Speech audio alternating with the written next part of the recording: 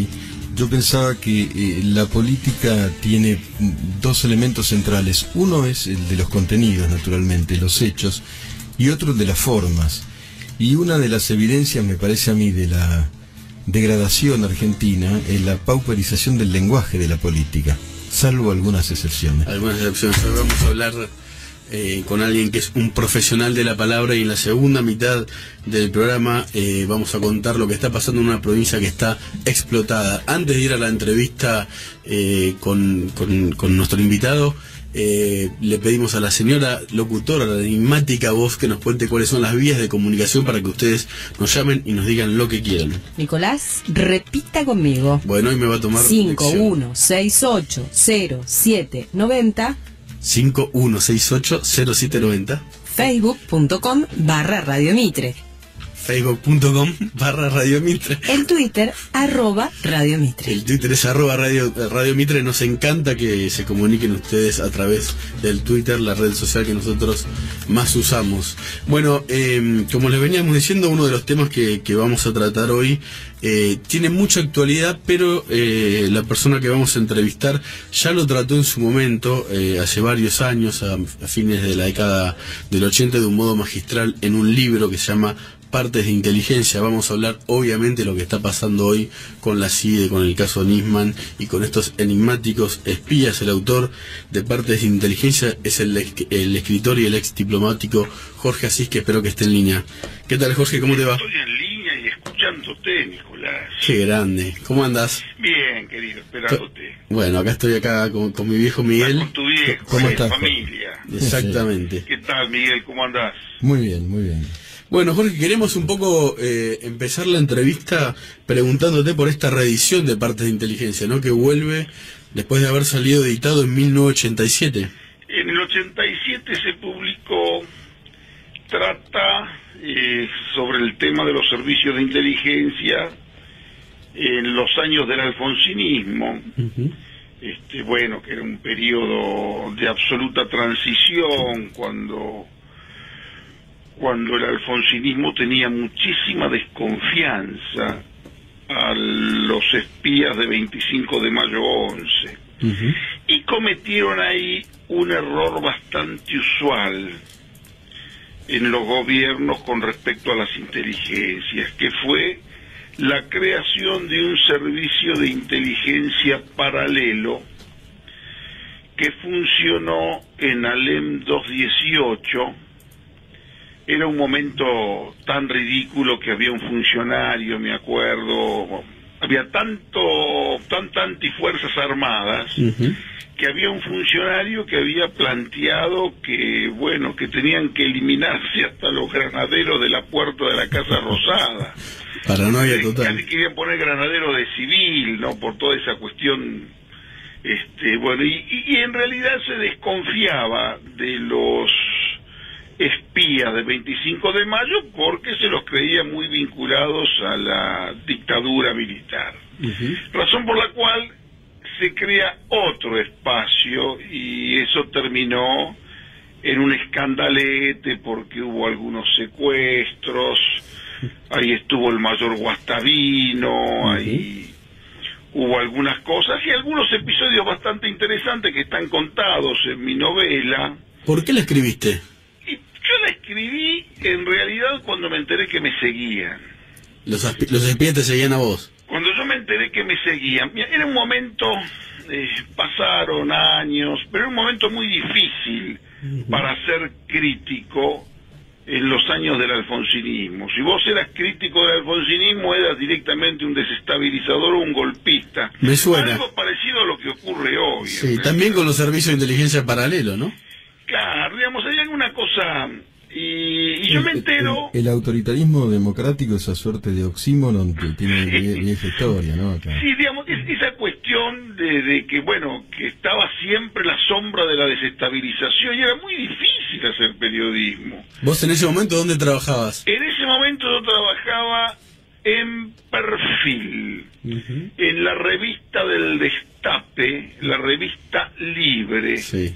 Que era una revista, la verdad, divertidísima. En la novela se llama Corpus, Y el personaje inspirado en mí se llama Alejandro Vitaca. Claro, soy protagonista del libro, ¿no? Bueno, que es el personaje también de Los Reventados, sí. Vitaca, novela que salió el mes pasado después de 40 años. Pero bueno, yo me entero, este es el origen de la novela, razón por la cual empiezo a ambientarlos, a conocerlos, a indagarlos. O sea, de algún modo empezás a espiar a tus espías. Y a seguirlos yo. Yo me entero cuál era el grupo encargado de caminarme y empezaron a sorprenderse porque los caminaba yo, ¿no es cierto? y bueno, ese es el origen, si vos querés, de la novela, pero bueno, después se trata verdaderamente lo que es el mundo del espionaje, que hoy está absolutamente banalizado, ¿no? Si tengo que verlo en comparación con lo que pasa en la actualidad, en la práctica aquí también se generó otra inteligencia paralela. Claro. Me parece que la situación del servicio de inteligencia hoy está mucho peor que en aquellos 80. Pues yo me acuerdo que terminó con una penetración de los de 25 de mayo a los de Leandro Enialem, Sí. que bueno, en ese lugar había unos muchachos bastante pesados, viste, en Alem. Ahí estaba Guglielminetti, estaba un famoso Fafá, había alguna gente de cuidado, y los que fueron a penetrarlos simularon ser que iban a arreglar el gas, y los tipos los acostaron de inmediato y los tuvieron en el piso de 25 de mayo durante muchas horas. Y tengo entendido, me enteré después, que uno de los que fue a penetrar fue Estiuso, ¿no? Fue el que iba a ser después Estiuso, y bueno, y en esa situación parece que no le fue tan bien, porque los tumbaron, los tuvieron en el piso. Había un espía que gritaba, te lo puedo decir por la hora, por supuesto, saben que no es mi lenguaje, pero en la literatura entraba un señor que gritaba me cago, y los tipos le ponían le martillaban con el caño en la cabeza y le decía, un profesional de la inteligencia no puede tener esos problemas.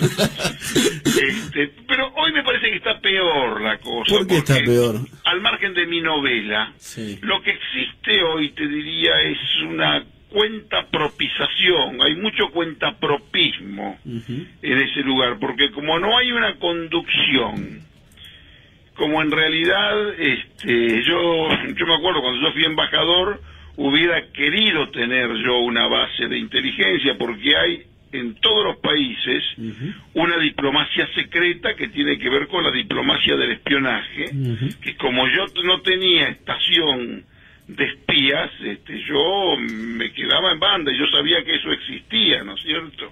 En la diplomacia del espionaje actual, la Argentina es un hazmerreír. Te podés imaginar que ningún servicio de inteligencia serio puede querer tener la menor comunicación con tipos que pueden salir en el diario. En realidad, los espías no pueden salir del diario. Claro. Y el tema del espionaje no puede ser un tema tan de primera plana. Y aquí han manejado este tema con una frivolidad exasperante. Argentina tomó una decisión, no quiero hablar del atentado, ni si fueron los iraníes o no fueron los iraníes, es un tema que me excede y me parece que no va para este momento de la charla.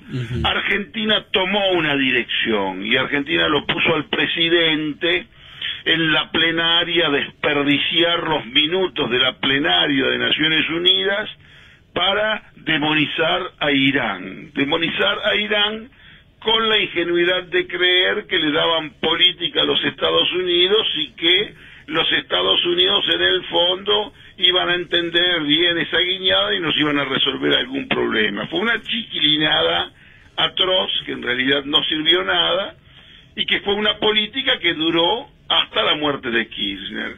Y esa era una política que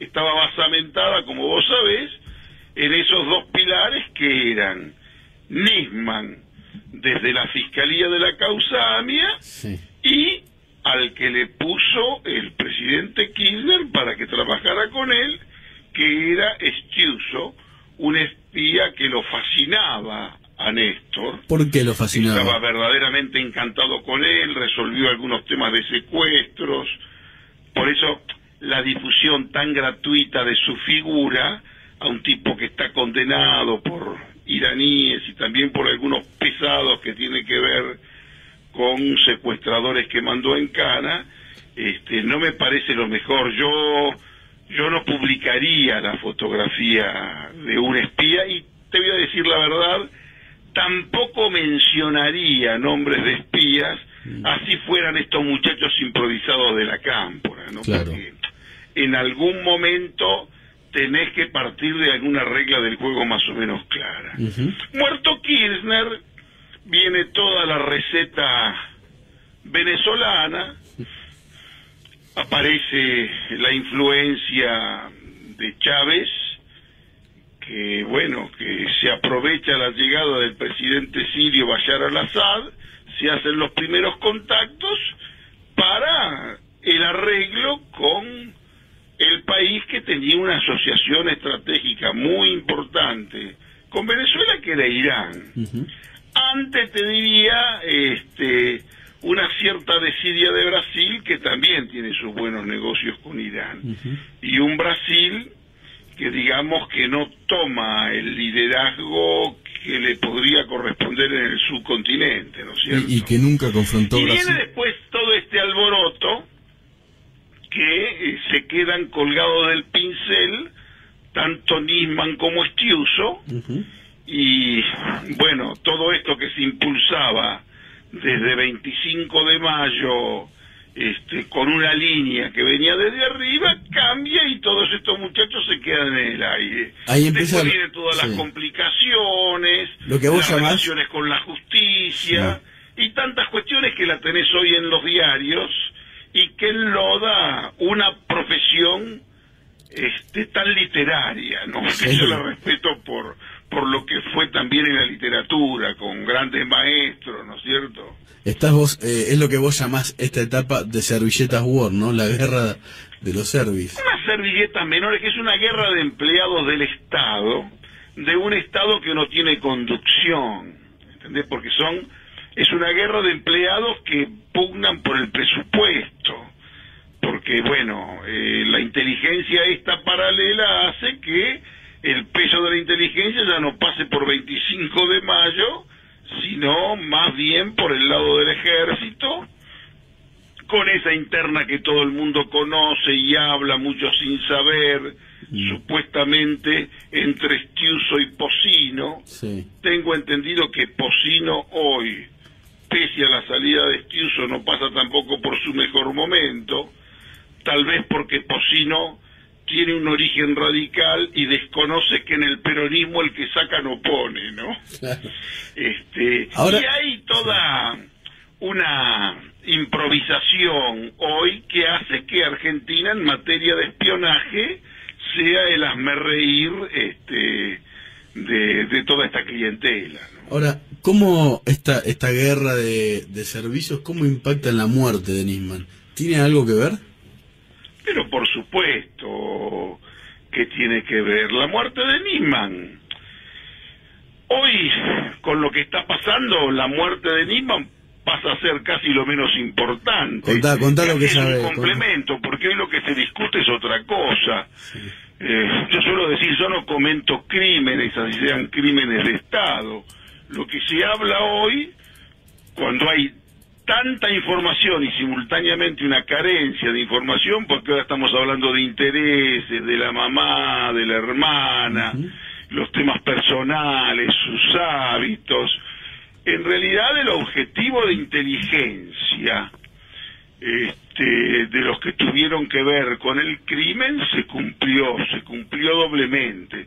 Se cumplió en generar un enorme desorden, una enorme truchada, después de haber hecho durante 20 horas lo que se les ocurrió con ese cadáver, porque podían hacer lo que se les antojara. Cuando en realidad empieza a venir la gente, ya llevaba el pobre muchacho casi 20 horas muerto, ¿Vos decís ¿cierto?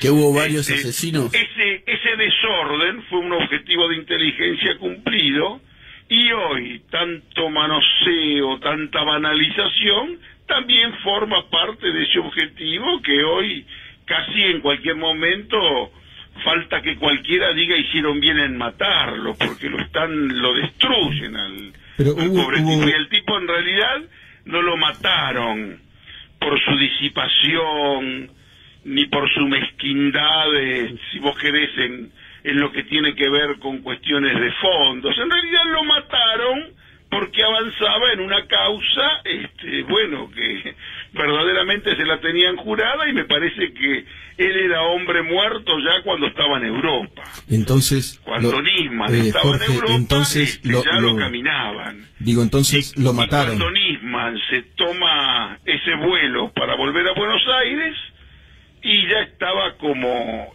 Otálora, el del cuento del muerto de Borges, sí, ¿no? Ya estaba terminado. Según tu información, ¿quiénes lo mataron? Enormes deseos de ser suicidado, ¿no? Sí, pero ¿y quiénes lo suicidaron entonces? Bueno, esto ya es una cosa que hay que preguntarle a la fiscal Fein, no me lo pidas a mí. Yo no soy el investigador. Yo tiro algunas líneas investigativas y espero. Hoy, la trascendencia de este crimen supera la información que el mismo crimen produce. Hoy es una discusión de peritos, de criminólogos. Estamos verdaderamente en una especie de dilación muy grande y, sinceramente, en una causa enlazada con otras causas que con seguridad la doctora quiere terminar en este último mes de centralidad. En este último mes de centralidad quisieran sacar la constitucionalidad por casación, quisieran confirmar la sentencia de Rafecas desde la Cámara y terminar con el encubrimiento. Parece que lo van a lograr. Y avanzar hacia el suicidio, que a lo mejor hasta se les da.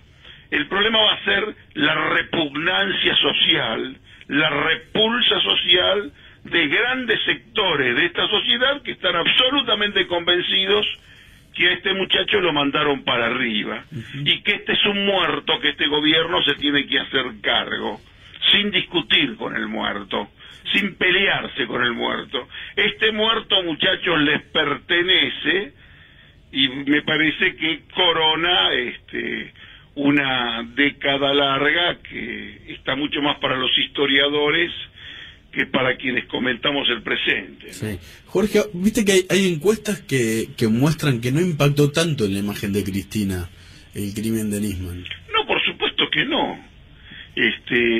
Yo tampoco esperaba que esto impactara. Cristina, la doctora, como le digo yo, hoy tiene un piso de un 25% asegurado, y que lo van a defender,